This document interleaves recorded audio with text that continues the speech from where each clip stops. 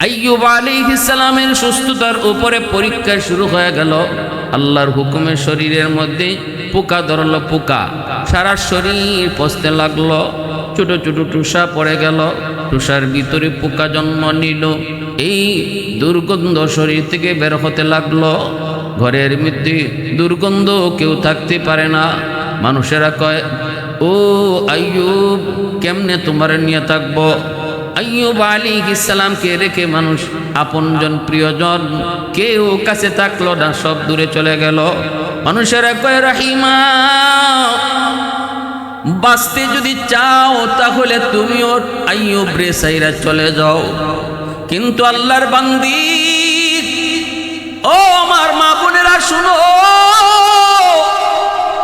স্বামীর প্রতি কি পরিমাণ ভালোবাসা, ভক্তি।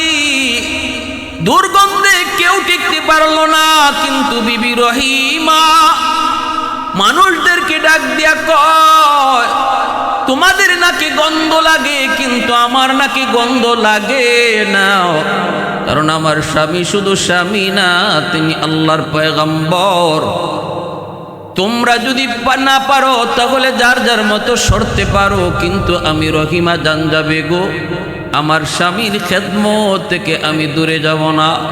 কয়, তাহলে স্বামীর নিয়ে তাড়াতাড়ি দূরে চলে যাও।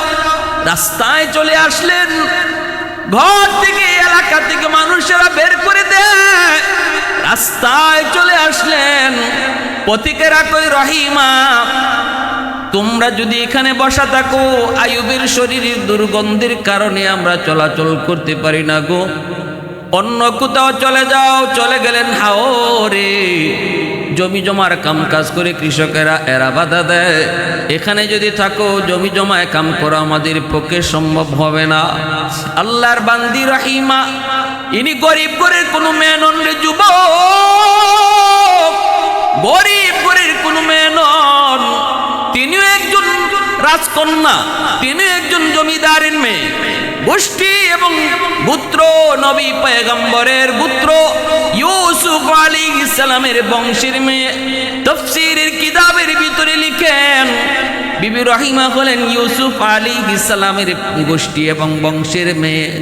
অতএব বংশ হলো নবীর বংশ। আবার সম্পদের দিক দিয়েও বাবা ছিলেন জমিদার বাদশাহ। এত সম্পদশালী সুন্দরী, আবার সম্ভ্রান্ত বংশের একজন নারী, মহিষী নারী বিবি রহিমা স্বামীকে ছেড়ে যেতে রাজি হন নাই।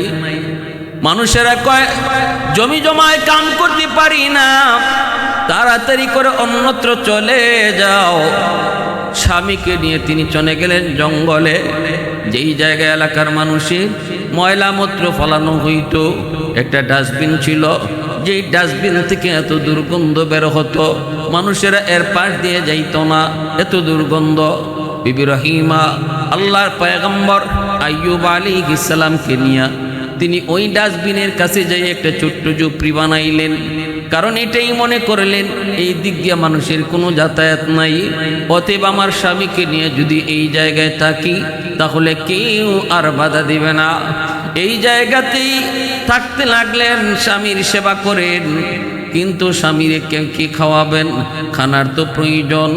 তিনি চলে যেতেন সকালবেলা বসতিতে, গ্রামের ভিতরে যায়া তিনি টুকটাক কাম কইরা কিছু খাবার সংগ্রহ কইরা এই খাবার নিয়ে স্বামীকে তিনি খাওয়াইতেন গো। এ আল্লাহর গোলাম স্বামীরে খাওয়াইতেন হালুয়া পাকাইয়া। কিন্তু এই হালুয়া কেমনে খাওয়াইবেন গো? চামচ দিয়ে মুখে দিতে পারেন না, কারণ পুরা মুখটা পুকে খায়া শেষ করে ফেললো, দাঁতের জামিটা পর্যন্ত পুকে খায়া শেষ করে ফেলেছে। চামচ দিয়া যদি খাওয়াইতে যান, চামচটা যদি ওই ক্ষত জায়গার মধ্যে লাগে তাহলে নবী চিৎকার দিয়ে ওঠে। আঙ্গুল দিয়েও খাওয়াইতে পারেন না, আঙ্গুলের নখটা যদি ক্ষত জায়গার মধ্যে লাগে তাহলে চিৎকার করে উঠেন, চিৎকার দেয়া উঠেন। আল্লাহ পাক রব্বুল আলামিনের কাছে পয়গম্বর শুধু একটাই আবদার করেছিলেন, মালিক, ও মালিক, আমি তোমার কাছে কখনো বেশুকরি করব না, না শুকরি করব না।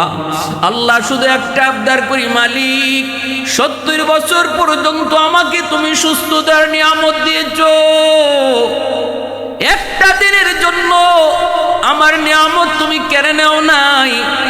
আজ তুমি আমাকে অসুস্থ বানাইছো, বছরের পর বছর চলে যায়। আল্লাহ তোমার কাছে একটা আবদার করি, তুমি আমারে অসুস্থতা দিয়েছো, শুধুমাত্র সবর করার মতো তৌফিক তুমি আমাকে দান কইরো। আরেকটা আবদার করি মালিক, পোকায় যদি আমার দাঁত খায়, পোকায় যদি আমার চেহারা খায়, পোকায় যদি আমার হাতও খায়, পোকায় যদি আমার পাও খায়, পোকায় যদি আমার পুরা বডিটাও খায়, চোখও খায়, কানও খায়, খাক, আমার আপত্তি নাই। কিন্তু মালিক আমার জিহ্বাটা তুমি পোকা দিয়ে খাওয়াও না, কারণ এই জিহ্বা দিয়ে আমি আল্লাহ আল্লাহ জিকির করি। আল্লাহ আমার জিহ্বাটা যদি পোকায় খায়, আমি কেমনে তোমারে আল্লাহ কয়ে ডাকমু, কেমনে তোমারে আল্লাহ আল্লাহ জিকির করমু। আল্লাহ তুমি আমার জিহ্বাটা পোকা দিয়া খাওয়াও না। আল্লাহর পয়গম্বর আল্লাহর কাছে আবদার করেছে, মালিক সবর করার তৌফিক দান কইরো। এ আল্লাহর গোলাম বিবি রহিমা কেমনে তিনি খাওয়াবেন, কিভাবে খাওয়াবেন? চামচ দেওয়া পারেন না, হাত দেওয়া পারেন না। ওই অবস্থায় নিজের জিহ্বাটার মধ্যে হালুয়া উঠাইয়া ওই জিহ্বাটারে চামচ বানাইয়া জিহ্বাটার পয়গম্বরের মুখের ভিতরে ঢুকাইতেন। নিজের জিহ্বাটারে, নরম জিহ্বাটারে ভিতরে ঢুকাইয়া অলকমের কাছে নিয়ে তিনি হালুয়াটা ভিতরে ঢুকাইয়া দিতেন। আল্লাহর বান্দি স্বামীর প্রতি কি পরিমাণ ভালোবাসার ভক্তি! যেই দুর্গন্ধ মানুষ থাকতে পারে না, ওই দুর্গন্ধ মুখের মধ্যে নিজের জিহ্বাটারে চামচ বানিয়ে হালুয়া ঢুকাইতেছেন। এ দুনিয়ার মুমিন বান্দা বান্দিরা শুনো, বিশেষ করে আমার মা বোনেরা খেয়াল করো। আমার নবী রহমতের নবী বলেছেন, কোন মহিলার উপরে যদি তার স্বামী রাজি থাকে, আর যদি আর মহিলা দুনিয়া থেকে বিদায় নেয়, ওই মহিলার জন্য জান্নাতের গ্যারান্টি নবী দিয়েছেন। আল্লাহর নবী বলছেন, যদি আল্লাহর পরে কাউকে সেজদা করার আদেশ আল্লাহ দিত, তাহলে আমি নবী বলি মালিক দুনিয়ার নারীদেরকে তার স্বামীকে সেজদা করার জন্য আদেশ দিয়ে দিত। এতটা সম্মান, এতটা ইজ্জত আল্লাহ পাক স্বামীকে দিয়েছেন রে আল্লাহর বান্দি। এবার আল্লাহর বান্দি বিবি রহিমা চামচ বানাইলেন নিজের জিহ্বাটারে চামচ বানায়া স্বামীরে তিনি এইভাবে হালুয়া খাওয়া। একদিন জিহ্বার মধ্যে একটা পোকায় কামড় মারলো। ওই পোকার কামড় খাইয়া বিবি রহিমা চিৎ হয়ে মাটিতে পড়া গেলেন, বেহুশ হয়ে গেছেন যন্ত্রণায়। হুশ ফেরার পর স্বামীকে ডাক দিয়া বলেন, স্বামী গো, কেমনে আপনি সহ্য করেন এতগুলি পোকার কামড়? একটা পোকার কামড় আমি সহ্য করতে পারলাম না। আর আজকে আপনি বছরের পর বছর, এতটা বছর যাবৎ কেমনে আপনি পোকার কামড় সহ্য করেন গো স্বামী?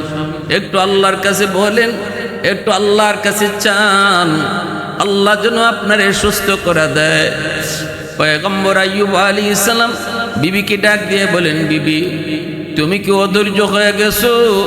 তুমি কি অধৈর্য হয়ে গেছো গো বিবি? যদি তোমার কষ্ট হয় তাহলে তুমি চলে যাও। তোমার যদি কষ্ট হয় তুমি চলে যাও, আমার কোনো আপত্তি নাই, আমি তোমার উপর রাজি আর খুশি।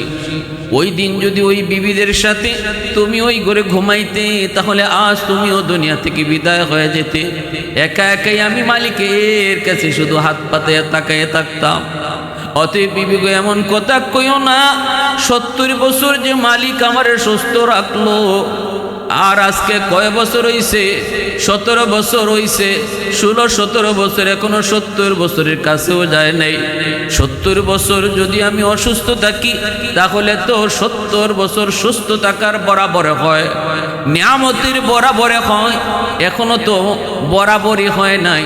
তাহলে কোন মুখে আমি মালিককে ডাক দিয়া কইমো, আল্লাহ তুমি আমারে সুস্থ করো, আল্লাহ তুমি আমারে সুস্থ করো? কোন মুখে আমি চাইবো? না না, আমি পারবো না। যদি তোমার কষ্ট হয় বিবি গো তুমি চলে যেতে পারো। সাথে সাথে বিবি রহিমা স্বামীর পা জড়ায় কান্না শুরু করে দিলেন, গো আমি ভুল করেছি, আমাকে আপনি মাফ করে দেন, আমি আর জীবনে কোনোদিন এমন কথা বলবো না, কোনোদিন এমন কথা আমি বলবো না। এরপরে আল্লাহর বান্দি তিনি বের হয়েছেন এলাকার মধ্যে, বসতির মধ্যে স্বামীর জন্য খানার ব্যবস্থা করবেন।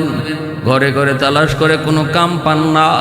একজন মহিলা ইহুদি মহিলার ঘরে গিয়া বললেন, মা তোমার ঘরে কাম আসেনি গো, মা তুমি একটু কাম আমারে দিয়া করাইবানি, বিনিময়ে আমি কিছু পয়সা নিব আমার স্বামীর খাবারের জন্য। ইহুদি মহিলা কয়, আমার ঘরে কোনো কাম নাই, কোনো কাম নাই, লাগবে না। তিনি বলেন, মা দেও না, মা দেও না, আমার স্বামী আল্লাহর পয়গম্বর, অসুস্থ মানুষ, জঙ্গলের মধ্যে একটা ঝুপড়িতে রাইখা আইছি। ইহুদি মহিলায় কয়, দিতে পারি, তবে বিনিময় লাগবে, খাবার দিতে পারবো, বিনিময় স্যার আমি দেই না। কয় কি বিনিময় চাও?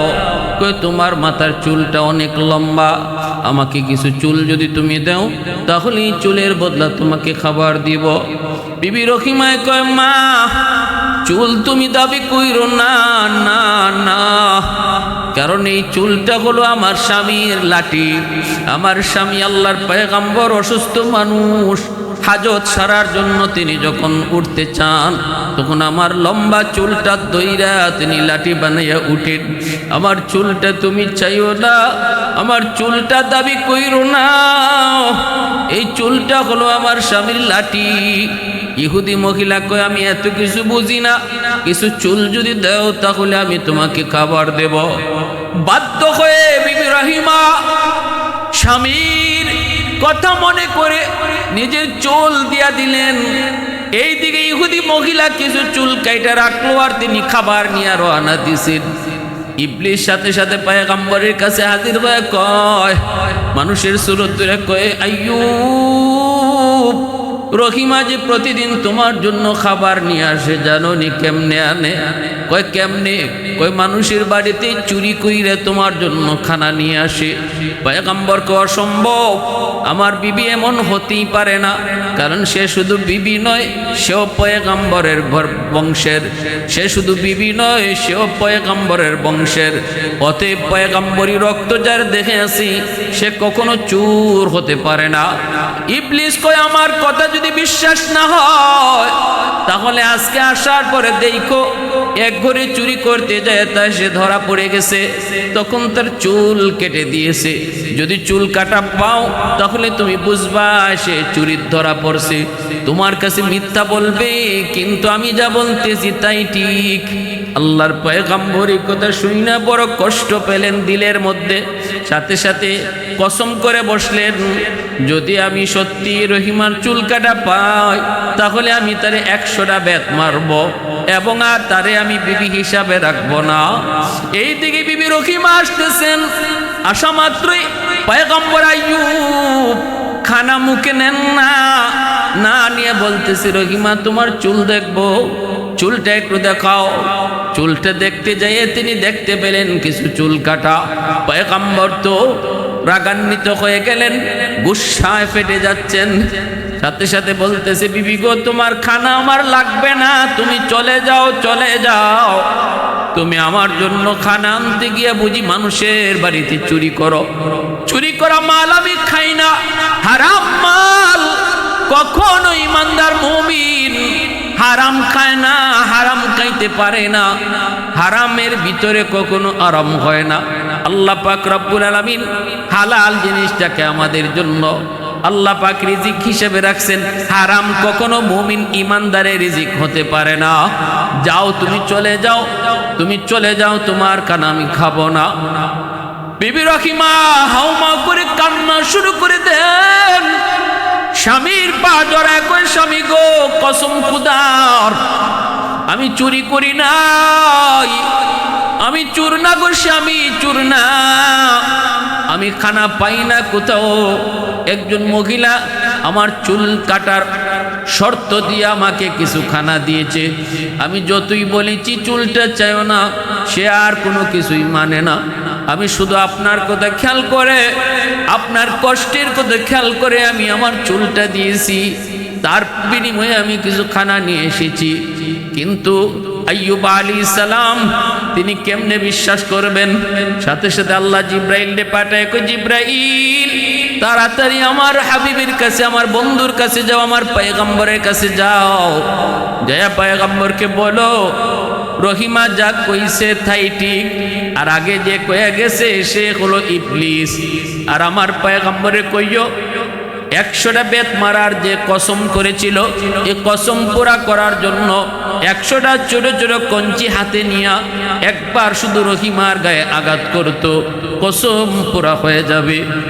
জিব্রাইল আমিন আইসা হাজির, নবীকে ডাক দিয়া বলতেছেন, নবী গো রহিমা যা বলছে তাই ঠিক, আর আগে যে বলে গেছে সে মানুষ না, সে আপনার কোনো শুভাকাঙ্ক্ষীও না, সে হলো মানুষের চিরশত্রু, তার নাম হলো ইবলিস। কত বড় শয়তান! ইবলিসের কাজটাই হলো মানুষের সফলতা বন্ধ করে দেওয়া। ইবলিস যখনই দেখে কোনো মানুষ আল্লাহকে পাওয়ার লাইনে আগাইতেছে, ইবলিস তখনই তার পথে বাধা হয়ে দাঁড়ায়। ইবলিসের শরীরে আগুন লেগে যায়। কোনো মানুষ যখন আল্লাহকে পাওয়ার রাস্তায় আগায়, ইবলিসের গায়ে সেটা বরদাস্ত হয় না।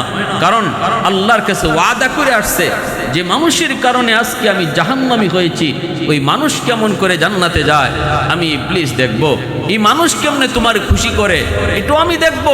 আমি তার ডানে বামে সামনে পিছনে সর্বদিক দিয়া ষড়যন্ত্রের জাল বিছিয়ে রাখবো। যাবে কোন পথে? যে পথেই যাবে আমার জালে আটকা পড়বে। কিন্তু আল্লাহ বলে, ইল্লা ইবাদাকা মিনহুমুল মুখলাসিন, আমার মুখলিস বান্দা যারা, তাদের বিন্দু পরিমাণও ক্ষতি করতে পারবি না। যারা আমি আল্লাহকে ভয় করে, যারা আমাকে সাথে নিয়ে চলে, তার কোনো ক্ষতি তুই করতে পারবি না। ইমানদার মুমিন ভালো করে মনে রেখো, আল্লাহ রিজিক যা আমাদের জন্য আল্লাহ পাক হালাল রিজিকের ব্যবস্থা করেছেন, হারাম থেকে দূরে থাকতে বলেছেন। হালালের ভিতরে আল্লাহ পাক শান্তি রাখছেন, আর হারামের ভিতরে অশান্তি রাখছেন। সুদ খাওয়া হারাম, ঘুষ খাওয়া হারাম, চিটারি বাটপারি করা হারাম, অন্যের মাল ভক্ষণ করা হারাম। করতে পারো, আনতে পারো, শান্তি পাবা না। শান্তি দেওয়ার মালিক আল্লাহ। টাকায় শান্তি আসে না, সম্পদের ভিতরে শান্তি না, শান্তির মালিক আল্লাহ। এর চাবিও আল্লাহর হাতে। আল্লাহ যদি শান্তি দেয় তাহলেই শান্তি মিলে, আর আল্লাহ যদি শান্তি না দেয়, কোটি কোটি টাকার মালিক হয়েও শান্তি নামক নিয়ামতের দেখা পাবে না। এটা আল্লাহর হাতে। শান্তি যদি কিনতেই পাওয়া যেত তাহলে দুনিয়াতে গরিব শান্তির কোনো বাগই পাইতো না। সব ধনীরা শান্তি কিনে লই আইতো টাকা দিয়া। টাকা পয়সা তো সব শান্তির জন্য। এই শান্তি যদি না পাইলে তো টাকা দিয়ে কি হইতো? টাকা দিয়ে শান্তি কিনে নিয়ে আসতো। কিন্তু না, আল্লাহ পাক এটা তার হাতেই রাখছেন। দেখবেন গরিব আরামে ঘুমায়, আর কোটিপতি ঘুমের ট্যাবলেট খাইয়েও ঘুম ধরে না। গরিব আরামে ঘুমায়, রিক্সাওয়ালা রিক্সার থামায়া হাতটারে বালিশ বানায় ঘুমায় যায়, আর কোটি কোটি টাকার মালিক মখমলের বিছানায় এসি রুম, এরপরও ঘুম আসে না। আমার ভাইয়েরা, বন্ধুরা, যুবক, এরপরে জিব্রাইল আমিন নবীকে একটা সালাম দিলেন।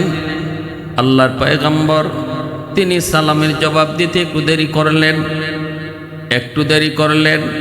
আল্লাহ রব্বুল আলামিন জিব্রাইলকে জানাইছে, জিব্রাইল, আমার পয়গম্বর আইয়ুব পরীক্ষায় উত্তীর্ণ হয়ে গেছে। 70 বছর পর্যন্ত যদি আমি তারে অসুস্থ রাখি, সে সাফ সাফ জানাই দিছে, এর ভিতরেও সে একবারও সে না সবুর হবে না, বেসবুর হবে না। এরপরে সে আমার কাছে হয়তো সুস্থতার নিয়ামত আবদার করবে সমানে সমানে গেলে। অতএব আমার আইয়ুবের পরীক্ষায় পাস। ইবলিস, এবার তুই কি করব?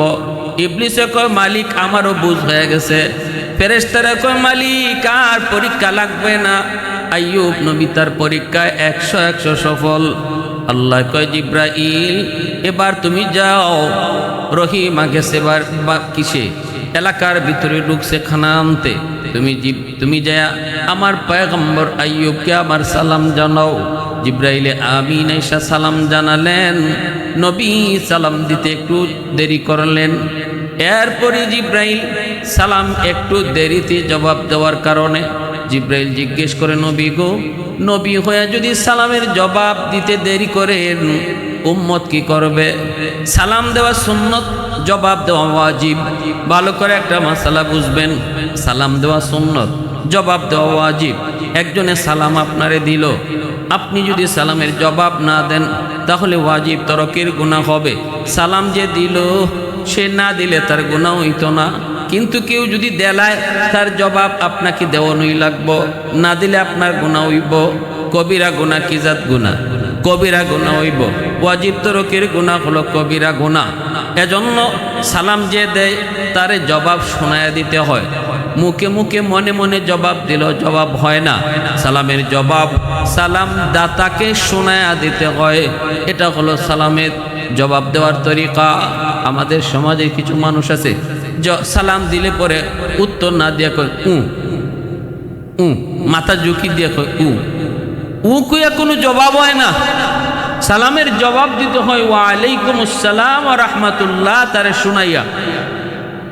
আর রাজনৈতিক কিছু সালাম আছে, আসসালামু আলাইকুম, হ্যাঁ তুলে, এটাও কোনো সালাম না। সালামের গোষ্ঠীও না, সালামের বংশও না, সালামের সয় না। কিছু মানুষ আছে আসসালামু আলাইকুমও কয় না, কয় সালাম আলাইকুম। সাম শব্দ আরবিতে মরণ। আমরা সালাম দেই তোমার উপর শান্তি বর্ষিত, আর যে সালাম আলাইকুম কয় এটার অর্থ হইল তুই তাড়াতাড়ি মর। এটা দোয়া করলো না, এটা বদ্দুয়া দিল, তো বদ্দুয়া দিল। অতএব সালাম কোনো ফ্যাশন না, সালাম কোনো মুশন না, সালাম কোনো ক্রেডিট না, সালাম কোনো বাহাদুরি না, সালাম কোনো রাজনৈতিক ইশারা না। সালাম হইল আল্লাহকে খুশি করার একটা ইবাদত। এটা ইবাদত করলে যে আগে দেয় তারে আল্লাহ পাক 10টা সওয়াব দান করে। কোন আছেন যে সালাম আগে দেয় তারে 100টা নেকি দান করা হয়। জবাব অবশ্যই দিতে হবে। যে সালাম দিল তারে শোনায়া জবাব দিতে হবে, শোনায়া জবাব দিতে হবে। প্যারে হাজিরিন, এজন্য আইয়ুব আলাইহিস সালাম একটু দেরি করছেন। জিবরাইল আমিন বলছেন, নবী গো আপনি দেরি করলেন কেন? পয়গম্বর আইয়ুব সাথে সাথে নিজের উজর পেশ করেন আর বলেন, ওগো আল্লাহর ফেরেশতা জিবরাইল, আপনি যখন আমাকে সালাম দিয়েছেন তখন আমার জিহ্বার মধ্যে একটা পোকা ছিল, পোকাটায় আমার দাঁতের মারি খাইতেছে। আমি যদি ওই সময়ে সালামের জবাব দিতাম তাহলে আমার জিহ্বা থেকে পোকাটা হয়তো মাটিতে পড়ে যেত। আমি ভয় পেয়েছি কিয়ামতের ময়দানে এই পোকা যদি আল্লাহর কাছে নালিশ করে, আল্লাহ তোমার পয়গম্বর আইয়ুবের জিহ্বায় বসাছিলাম, আমার খাইতে দেয় নাই, জিহ্বা থেকে ফালাইয়া দিছে। কি জবাব দিব, কি জবাব? এই ভয় আমার অন্তরের ভিতরে আসলো। আমি ভাবলাম আমার পোকাটা আল্লাহর মেহমান হয়ে আইছে, তার মতো সে চলে যাক, এরপরে আমি সালামের জবাব দিব। পোকাটা যখন আমার জিহ্বা থেকে সরছে তখন আমি আপনার সালামের জবাব দিছি। আল্লাহ পাক জিব্রাইল কয়, জিব্রাইল আমার পয়গম্বর আইয়ুব রে কেমন পাইছো? জিব্রাইল কয়, মালিক ভাষা নাই, ভাষা নাই। আল্লাহ সুপারিশ করি আর পরীক্ষা নিও না। আল্লাহ কয়, আইয়ুব রে কও নিজের পায়ের গোড়ালি দিয়া মাটিতে আঘাত করত, পানি বের হবে, এই পানি দিয়ে গোসল করতে কও, সব পোকাগুলা শরীর থেকে ঝরে পড়বে। জিব্রাইল কয়, নবী গো পায়ের গোড়ালি দিয়ে আঘাত করেন। আইয়ুব নবী কয়, ভাই জিব্রাইল পাই তো নাই, গোড়ালি পাই ভাই কই? জিব্রাইল কয়, যতটুকু আছে এতটুকু দিয়ে আঘাত করেন। আঘাত করা মাত্রই পানি বের হতে লাগলো। এই পানি দিয়ে আপনি গোসল করেন, পানি পান করেন। গোসল করলেন, পানি খাইলেন, সাথে সাথে শরীর থেকে ঝরঝর করে সবগুলি পোকা পড়ে গেল। আল্লাহ পাক রব্বুল আলামিন কয়, আইয়ুব গোসল করে উঠা মাত্রই দেখবা তুমি পূর্ণ 25 বছরের যুবক। নবী দেখতেছেন তার সেই পূর্ণ যৌবন ফিরে এসেছে, পূর্ণ যৌবন ফিরে এসেছে। আল্লাহ পাক রব্বুল আলামিন হারানো যৌবন আবার তার ফিরিয়ে দিলেন। তিনি বৈশা রয়েছেন একটু দূরে। জিব্রাইল আমিন চলে গেলেন, বিবি রহিমা আসলেন স্বামীর কাছে। আয়েশা দেখেন যেখানে ঝুপড়ি ছিল ঝুপড়িতে স্বামী নাই, ভয় পেয়ে গেছেন। আল্লাহর কাছে কান্দে, মালিক আমার স্বামীরই বুঝি বাগে খেয়ে ফেলেছে। তাকায় দেখেন উঁচা একটা জায়গায় একটা যুবক বসা, পিছন দিক দিয়া চেহারা ঠিক মতো দেখা যায় না। কাছে যায় পিছন থেকে ডাক দিয়ে বলেন, কে গো তুমি? ওখানে আমার স্বামী ছিলেন অসুস্থ, আল্লাহর পয়গম্বর। তুমি কি তারে কখনো দেখেছো? তুমি কি তারে দেখেছো? আমি তো তারে জায়গায় পাইতেছি না, নাকি তারে কোনো বাঘ ভাল্লুক খেয়ে ফেললো? নবী কোনো জবাব দেয় না, জবাব দেয় না। বারবার জিজ্ঞানোর পর এইবার তিনি জবাব দিয়ে কয়, রহিমা কারে তুমি কি জিগাইতেছো? যারে তুমি জিগাইতেছো সেই তো তোমার স্বামী আইয়ুব। এই বইলেই তিনি চেহারাটা ঘুরাইলেন, ঘুরাইয়া বিবির কাছে গেলেন আর গিয়া বলেন, রহিমা দেখো তো 25 বছরে আমার যে যৌবন কালটা ছিল, ওই যৌবনের চেহারাটা একটু খেয়াল করো। খেয়াল কইরাই তিনিও চিনে ফেললেন স্বামীরে, সাথে সাথে বুকে জড়ায় নিলেন আর বলতেছেন, বিবি গো এটা মালিকের পরীক্ষা ছিল, আমি পরীক্ষায় পাশ করার কারণে আল্লাহ পাক আমার হারানো সকল নিয়ামত আল্লাহ আবার ফিরিয়ে দিছি। আল্লাহ পাক রব্বুল আলামিন বিবিদেরকেও আল্লাহ ফিরিয়ে দিছে, সন্তানও আল্লাহ আবার ফিরিয়ে দিছে, ক্ষমতা আল্লাহ ফিরিয়ে দিছে, সহায় সম্পদ সব কিছু আল্লাহ ফিরিয়ে দিছে। এমন কি বলা হয়েছে তাফসীরের কিতাবে, আইয়ুব আলাইহিস সালাম যে দিক দিয়া যাইতেন ওনার পিছন দিক দিয়া এরকম স্বর্ণের বৃষ্টি পড়তো। অতীতে যে নিয়ামত ছিল, হারানো নিয়ামত আল্লাহ যা ফিরিয়ে দিছে, ডাবলের ডাবল আল্লাহ নিয়ামত আবার ফিরিয়ে দিছে। এজন্য ভাইরা বন্ধুরা একটু দিলটারে নরম করে ঘটনা থেকে শিক্ষা নিব। বিশেষ করে আমার মা বোনেরা খেয়াল করে শুনেন, স্বামীর এতাত, স্বামী ভক্তি আল্লাহর কাছে কত পছন্দ, আল্লাহর কাছে কত পছন্দ। একজন স্ত্রী স্বামীর প্রতি ভক্তি আর সেবা, স্বামীর সেবা কইরা, স্বামীর আনুগত্য কইরা আল্লাহর কতটা প্রিয় হইতে পারে, এর উজ্জ্বল দৃষ্টান্ত আর নজির হলো বিবি রহিমার সেই সেবা। এজন্য আমার মা বোনদেরকে বলবো, সর্বদা স্বামীর প্রতি ভক্তি রাখি, স্বামীর আনুগত্য করি, আর স্বামীদেরকে বলবো স্ত্রীকে আমরা মহব্বত করি, ভালোবাসি।